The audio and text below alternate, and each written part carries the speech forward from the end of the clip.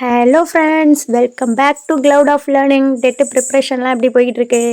Today topic how to study psychology. நம்ம எல்லாருமே கண்டிப்பாக சைக்காலஜியை ஸ்கிப் பண்ணியிருப்போம். ஏன்னா நம்மளால் இப்போ டைம் கம்மியாக இருக்கனால 5 சப்ஜெக்டையுமே நம்ம எடுத்து படிக்க முடியாது. ஏதாவது 4 சப்ஜெக்ட் படிச்சுட்டு ஒன்றை ஸ்கிப் பண்ணிக்கலாம் அப்படின்ட்டு இருப்போம். ஸோ எல்லாருமே மோஸ்ட்லி சைக்காலஜியை தான் என்ன பண்ணுவீங்க, ஸ்கிப் பண்ணுவீங்க. பட் நம்ம அதை படிக்காமே போக முடியாது இல்லையா? அதனால என்ன பண்ணலாம்னா, ப்ரீவியஸ் இயர் கொஷின் எடுத்து அனலைஸ் பண்ணிட்டு போகலாம். என்கிட்ட ஒரு previous year question paper book இருக்குன்னு சொன்னேன் இல்லையா?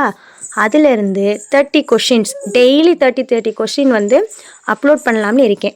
அதாவது ஒரு நாளைக்கு 30 கொஷின் அப்படிங்கிறது நமக்கு ரொம்ப கஷ்டமாக தெரியாது.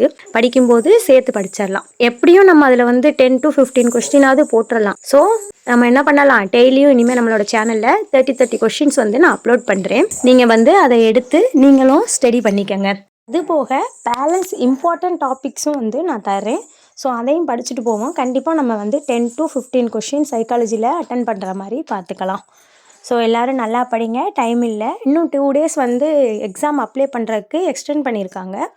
கண்டிப்பாக எல்லோரும் மறந்துடாமல் அப்ளை பண்ணிடுங்க.